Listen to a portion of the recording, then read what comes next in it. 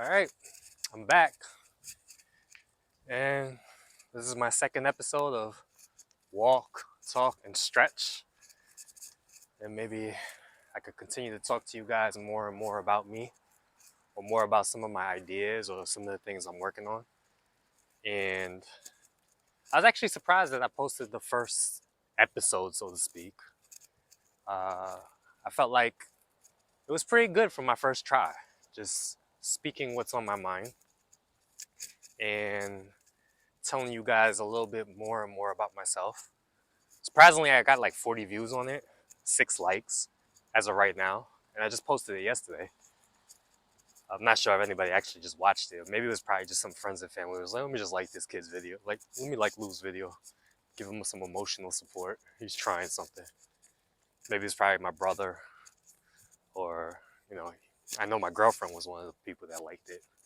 But I'm gonna do the same thing I did yesterday. Again, not sure if I'll actually post this, but we'll see how it goes once I get into momentum. And I'm gonna flip the camera again, show you guys the view. My girlfriend was saying that the camera footage isn't the best, but I already knew that because I'm recording it from my phone. But I'll pay more attention to what I'm actually shooting, and maybe I'll take a different route today in this park. But momentum is what I wanted to speak about. And since I did one yesterday, and I figured let me stay with this and get in more and more momentum. And I honestly think that's the key to becoming successful in anything is momentum, being consistent. But how do you do that when you're first starting something, particularly something that you're not good at? And I said in yesterday's video is like you need to take small steps, which sounds obvious, right? Take small steps. But I think what most of us do, and I know myself included, and I'm probably doing it right now, is we like, when we start something new, we like to go all in. We basically try to reinvent our life. So I'll give you an example. When I was a trainer for the gym, I was a trainer at two gyms from 2014 to 2020, right before the pandemic. And every January, you get the New Year's resolutioners. January 1st comes around, or January 2nd, people come to the gym. It's a massive sign up. And people, when their first week, they have a huge goal. First of all, that their goal a lot of the times isn't realistic. They want to look like a supermodel within 90 days, which probably could happen, but you really, really got to put the effort in. But it's very unrealistic what they want. So they come in with unrealistic expectations. They also don't come in with a plan. Their plan is basically they're gonna get on the treadmill for 2-3 hours, do massive amount of cardio, hit every machine, do every single body part, and they're motivated, super super motivated. They are excited, and they feel good. So day one comes and they train for 2-3 hours. I see it all the time. If you come January 2nd, January 3rd, January 1st, these days to a gym, you're gonna see how packed it is, and most gym goers know this, right? Now, the problem with this is they plan on doing this like 5 days a week, Monday through Friday. And Monday comes around and they're at the gym for 2-3 hours. They do the same thing on Tuesday, Wednesday, but then come Thursday, that motivation starts to go. All right, their body's starting to feel sore. They go on this extreme diet. They're starting to get hungry. They're craving carbs. They're craving all types of stuff. And by Friday, they decide, you know what, let me just take the day off. And then they especially take the day off on the weekend because Saturday and Sunday come around, I earned it. Let me go out, party. Let me stop what I was doing. Any type of diet, I'll just eat whatever I want. And I'll start again Monday. The problem with this is they lost momentum. They really did lose momentum. And Monday comes around and they never come back. So usually by the second week of January, third week of January, you're starting to already see a huge, huge drop.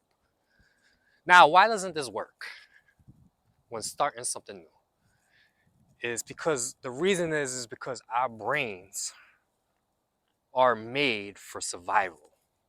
Our brains aren't. Our brains don't care about success. Our brains are made for you to survive. And in order for you to survive, you have to conserve energy, because our brain, we still have ancient brains, believe it or not.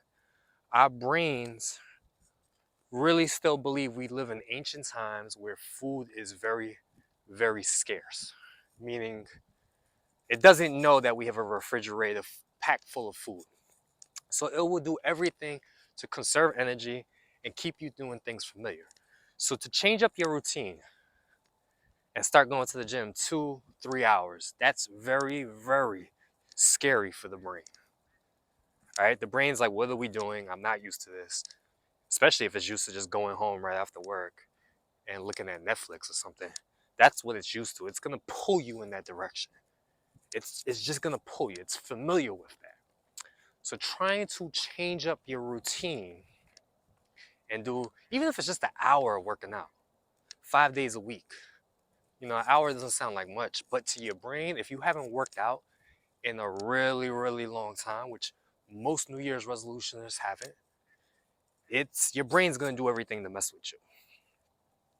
And that's what your brain's made for, is made to conserve energy. So whenever you try anything new, so like for me right now, doing this is my second day doing this and it's raining. I came up with every excuse not to do this. And particularly because yesterday when I did the video, it was about 40 minutes long. And my brain's like, what are you doing? Like, you're not used to doing this. You're exposing yourself. You're probably gonna look silly. People might judge you. So your brain is made again to survive. So what's the right way to do it? In my opinion, the right way could be to take massive action, right?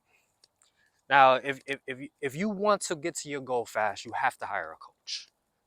So particularly with the gym, you have to hire yourself a trainer. You're gonna want to hire, unless you're one of those rare breeds that are extremely motivated, which I rarely come across those. I know for me, I'm not one of them, right? You're gonna want to hire a trainer, and you're gonna want to find, in my opinion, a trainer that's very, very expensive. The reason why I'm saying expensive is we don't value things unless we pay for them. I'm gonna say that again. We do not value things unless we pay for them, unless there's an emotional hurt there. Because even for me, if I was to train people for free, they might appreciate it the first day, the second day, but the third day, because it's free and because they could take up the offer anytime they want, they might cancel. If they have a headache, they'll cancel. However, if they're paying $100 a session for an hour, if they have a headache, they're coming in. If they have a headache, they're coming in. They put their money where their mouth is, so to speak. Because we have an emotion towards money. We put our money up. We are committed. So that's the first thing you could do, especially if you want to get there fast. Pay for a coach. I know that's a lot of my Instagram videos and my YouTube videos I put out. Because like I said in the video before, I work with two other people, my brother and my friend Kevin, on the channel. I notice that there's a lot of saved videos, particularly with the Instagram, also with the YouTube. And also with the YouTube, you can see how long people stick around. Meaning you could see when they click off. And a lot of times with my videos, people click off about 1:30 in, 1:40 in, when I start to do the work. Because what they're thinking is, because it's free, I'm not saying this is what they're consciously thinking. Actually, I'll stop right here because walk, talk, and stretch. Because it's free, they could come back to it whenever they want. Let's just set the camera up. I like doing this, by the way. It's very therapeutic for me. Again, it's like 1 o'clock in the morning. Not sure if it's interesting for you guys, but for me, shoot, this is great freaking practice. Is there any light here? You probably won't even be able to see me what I'm doing. Let me see. Let me fix this again. I promise you in the future I'll get a little bit more organized. Maybe if I turn around this way, come this way. See how this looks. Oh, that's probably a little bit better. But because, again, like I was saying, because the YouTube videos are free, the Instagram videos are free, you're more likely to say, I'll do it later. However, imagine if every YouTube video you had to pay $5, or every Instagram post you saw with information, you had to pay a certain amount of money. I guarantee you're gonna commit to whatever it is that person is posting, particularly like with my channel where it stretches. If you had to pay $5, $10, $15 for each video I posted on YouTube, you are going to do it. But because, again, it's free, you're more likely gonna save it for later, or I'll get back to it. I'll do it one day or someday, but I'm gonna tell you this, someday is never gonna come. All right, someday is never gonna come. So that's the first thing is, like I said, if you wanna change, you need to pay for it. Pay for a coach. Again, put your money where your mouth is, because we are emotionally attached to money. Now, if you don't wanna go that route, what's the other route? Is taking small steps towards your goal. So again, if we use the gym thing again, as opposed to going to the gym 5 days a week for an hour or two, why not go to the gym 3 days a week for only 5 minutes? Or better yet, if you could, 7 days a week for only 5 minutes. Now that might sound silly to most people, like what, 5 minutes? Like why would I go to the gym for 5 minutes? And I would say do that for maybe a month and a half, 2 months. The idea here is to let your brain know that, look, this is not going to take up too much energy. It's only going to be 5 minutes. You're not going to have to work too hard. We're still going to be able to conserve energy. It's not going too far out of your comfort zone. Your brain will actually let it up. And the more you do it, like let's say you go to the gym every day for 5 minutes for 2 months, your brain will start to know what that feels like. And your brain will start to loosen up and say, huh, I kind of like this. It's becoming a habit. So you want to establish the habit of just going to the gym first before you try to optimize it. And I said that in the last video. Establish the habit first, then optimize it. And I know I said I was going to stretch, so let me try to do some stretches. So I'll probably start with just a squat, and I'll go into some thoracic rotation, spin open. Hopefully you guys can see me. Back up a little bit. But yeah, establish the habit first in small steps. Now, of course, this is going to take longer for you to get to your goal, but the idea is, first of all, the time is going to pass anyway. People's going to say, oh, that might take too long. Yeah, it might take longer, but the time is going to pass anyway. You might as well do it right. So either pay for it, get used to paying for things. Like I have this saying to people like all the time, like, especially when I get in other people's car and I'm trying to make this point to them when they're talking about working with me, because I charge a lot of money, particularly to work with me one-on-one, a ridiculous amount of money. I'm not gonna say how much I charge one-on-one, but when they ask me why you charge so much, is because I tell them you're not gonna value it unless you pay for it. They're like, what do you mean? If they're giving me a ride in their car, I say, how much you pay a month for your car? And let me just give you a number. Let's say it's $220 a month, which is a lot of money, but not particularly for like a car. I asked them, would you let me eat in your car? And almost every single time they say, of course, especially if they've had the car for a while. The longer you have something, the less you value it, right? So I asked them, well, what if you was paying for the same car that you're in, as opposed to $220 a month, $2,220 a month? Would you let me eat in your car? And they look at me like, you're not eating in my car. Right, because now you value the car more because you're paying for it. You're paying for it. There's an emotional thing there that I'm paying $2,220 for this car each month. That's what, $24,000 a year? I am going to take care of this car. All right, we're going to some side bends. I'm sorry. Like I said in the last video, I'm not a very good multitasker. The idea of walk, talk, and stretch, it should just be walk, talk, and talk. But I'll get better as I go along, go into some spinal twists. But that's the first thing, right? Pay for it. The other thing you could do is take small steps. Take really, really small steps. And if you're looking at my YouTube channel, all of the videos are only a few minutes long. Fast, easy, and effective. That's the idea. I want you guys to get started. I want you guys to make this into a habit to where you don't need to be motivated to do this stuff.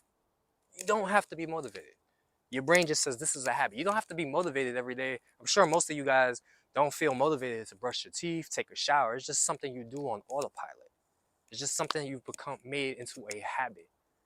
So there's a great TED Talk by his name is BJ Fogg, and the TED Talk's about tiny habits. He talks about if you want to start flossing every day, start by flossing one tooth, because you start just with the one tooth, and then the next day do one tooth, and just keep doing one tooth until it becomes automatic. You don't have to think about flossing, and eventually you'll just start to floss everything, and it just becomes easy.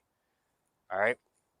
So that's something I really want to drive home is start small, make it be consistent with it. Don't take massive action on new things, on things you're just trying to start out. However, you could take massive action on things you're already doing. All right. So if you already go to the gym, like let's say you go to the gym every day for a half hour, you could probably make it for 45 minutes to an hour, start taking more and more action. But first you want to establish the habit. So once the habit is established, then you can start taking massive action. All right, from here we'll go into some neck twists.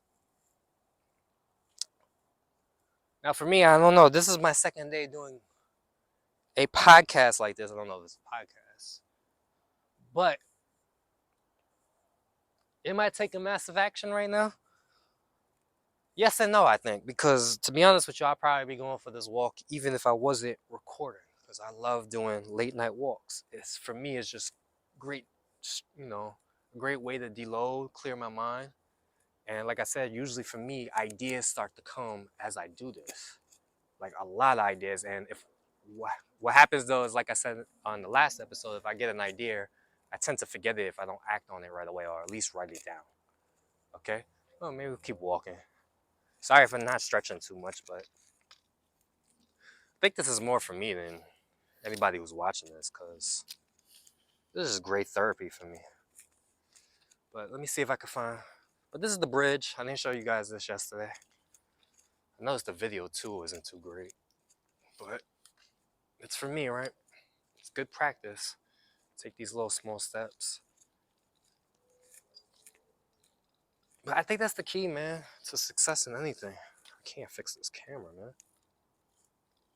Is just get used to doing things. Hold on, sorry. I don't even know how to work my own camera stand. I'm so used to my partner, Kevin, doing it for me. Believe it or not, I don't even really know how to post on Instagram. Again, my Instagram page is Lou My Stretch and Growth. I didn't post the first episode on my Instagram page. Maybe I'll do like a video on Instagram telling them about, because I do get people who ask about me and they want to know more about my background. So maybe I'll tell them to come over to the YouTube channel. But again, small steps. Stay in momentum. Once you get started, stay in momentum. Don't stop. And that happens to me all the time. I tend to lose momentum in my day-to-day life. Like, let's say I'm listening to an audiobook and I want to get an hour of listening done, or an hour of listening in. Let's say 20 minutes goes in, I'm 20 minutes in. Oh, I can't speak right now. I'm 20 minutes in, and this is a little scary. 20 minutes in, and let's say I decide to check my Instagram. So usually for me, I can't multitask. I can't listen and do things at the same time, but I'll check my Instagram because maybe I got a DM, or maybe I get a text message, so I might pause the book. Once I pause that book and I go check my text messages, or I go check my DMs, for me to get back into that book, back into that groove, back into that flow state, it is tough. So that's why I like the way I am though, with like single pointed focus. Because, you know, like I said, I'm not really good at multitasking. But that's something I am good at, is single point of focus once I make a decision to get rid of distractions.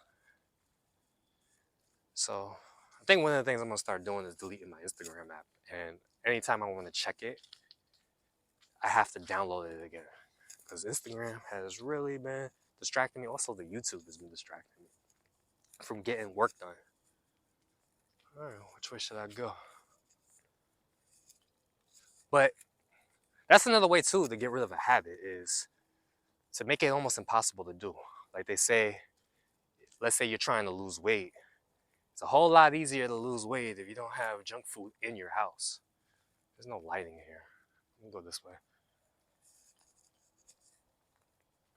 So for instance, like a lot of people think they have willpower. Like for instance, if there's food in the house that's junk food, let's say you're a parent and you're trying to lose weight, and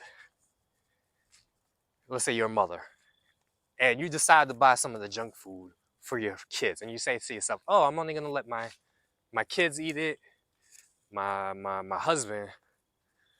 Man, you're in for a losing battle, because if you think you have enough willpower, especially if you're so used to eating junk food, that's probably not going to happen. So your best bet is to get your family in on it and make it almost impossible to where you have junk food. Either make it, lock it up, and then the things you want to do, make it obvious. So if you want to eat healthy, let's say you want to eat bananas or apples daily, it helps if you put it in a place where you're going to see it, like at the front of the fridge, not in the back, but in the front where you see it. It's obvious to you that I should be, some ducks here, I should be eating an apple or something. Because they say that willpower, we only have certain amount of willpower each day, a certain amount. And I like to compare our brains to like a cell phone battery. So let's say you wake up and you don't know what you're gonna wear, and you look at your shirts and you say, am I gonna put this red shirt on or this blue shirt? The fact that you had to think about it and make that decision, like the decision wasn't already pre-made for you, you just burned up like let's say 1% of your battery for your brain. And you keep doing this throughout the day, your brain battery is going to keep going lower and lower and lower. And before you know it, you're going to have to charge your brain. And how do most of us charge? We probably grab some sugary drink, some coffee, something that's probably not going to be good for us in the long run. Because once you grab that sugary snack, it might boost your brain back up to 90%, but now it's jitter energy. And what I mean by jitter energy, let's say if it's a cell phone, the jitter energy might be apps constantly popping up. So you're constantly going to be distracted. You're going to be all over the place. So you want to make decisions for yourself that already pre-make most of your decisions, especially the ones that aren't that important. Like something like what you're going to eat for the day. If you have to decide what you're going to eat for the day, it should already be planned out the day before, and that way you don't have to spend that much time thinking about it. Like I know with me, like I like to watch Netflix at night. Like if I wasn't doing this, I'd probably be watching Netflix.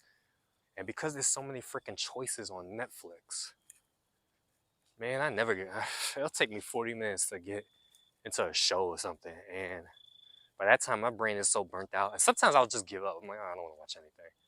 And I just wasted 40 minutes searching for the right documentary or the right show. As opposed to if it's something I already know that I want to watch. Hopefully this is making sense. I know I'm going all over the place again. But these are keys, man. Stay in momentum. Wow, this is scary. Well, it's not it looks scary to the camera, but it's not as scary with my own eyes seeing it. But hopefully you guys are learning something. I think this lesson is more so for me. That's another thing I'm learning about myself is like, my girlfriend says like I like to lecture her a lot. And my brother says that too, and my partner, Kevin. Remember, I work on this channel with two other people, my brother Justin and my boy Kevin. All three of us are trainers. And we all have, it's really, that's why I'm doing this. It's really, really hard for the three of us get together and put content together. So I figured I'd do this so you guys learn more and more about, particularly me. I don't know if my brother wants to do it or my boy Kevin, but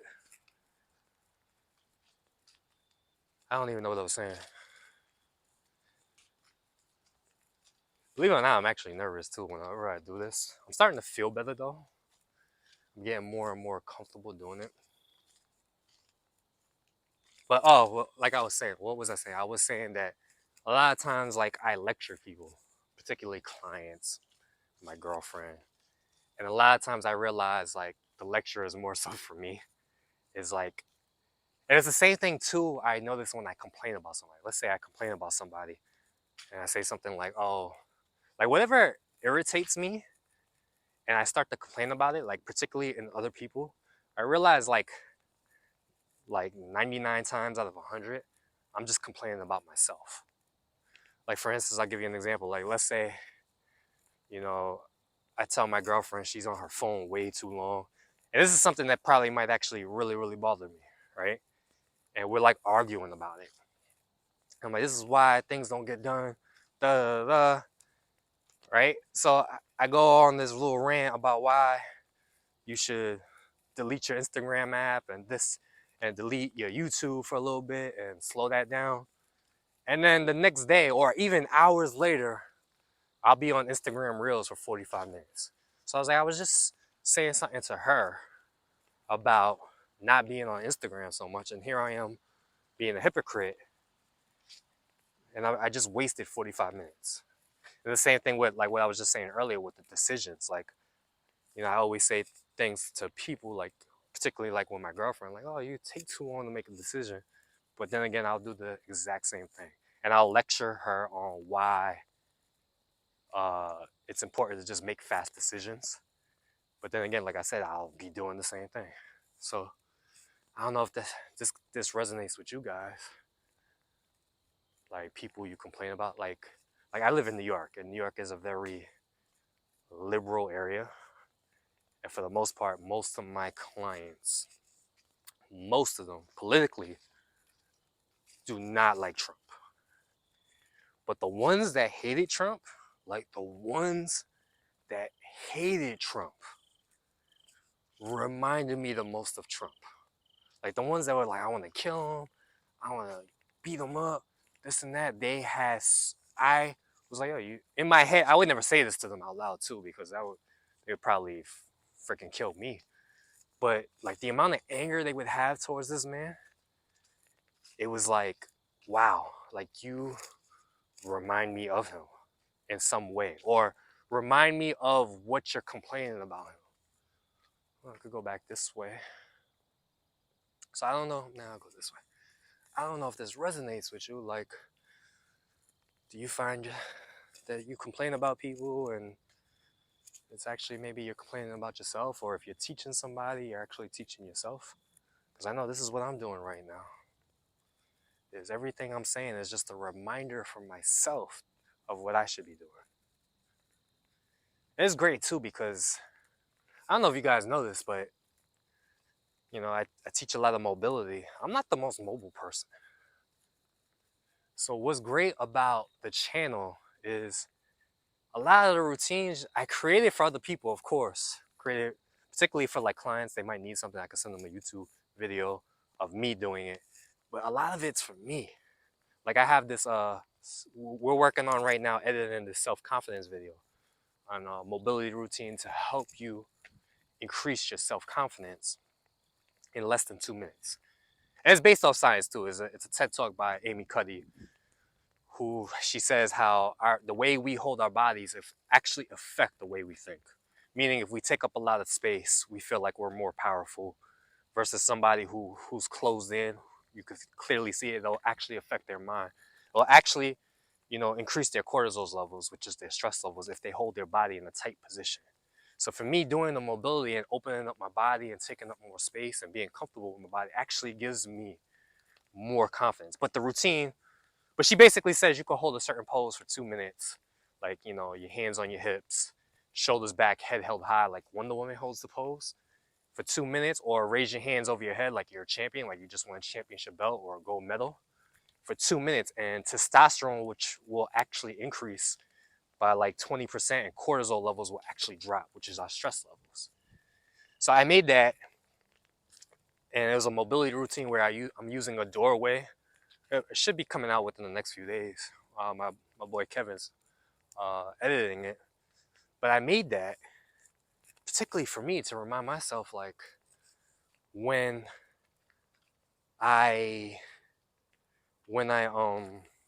sorry, my girlfriend's calling me right now on the phone. So I'm gonna have to call her back in the field because it is late, and she's probably either she's worried about me or she's telling me not to come back home. One or the other. I'm just joking, by the way. But more so, she's probably worried about me because it is late. And she's probably also about to make some food because it is, like I said, 2 o'clock in the morning. But going back to what I was saying, that video is particularly for me. I also recently, it's on the channel now, the morning mobility routine to help you take control of your morning, which will help you take control of your day. That's something for me too. It's a reminder to myself that I should, as soon as I get up, maybe drink 2 bottles of water and get right into some type of mobility training, opening up the body because the body is usually stiff. Speed up my metabolism, get out of the brain fog. If I feel loose in my body, remember if I feel loose in my body and I breathe deep, more than likely that's going to carry over the rest of the day. And it usually does when I do my mobility routine as soon as I wake up. But again, another walk, talk, and stretch, or walk, talk, and talk. Hopefully I'm entertaining you guys. Probably not. Again, more so for me. But my girlfriend's calling me again, so let me cut this out because I am on my phone. All right, so until next time, hopefully you enjoyed episode 2. Hopefully I posted. Peace.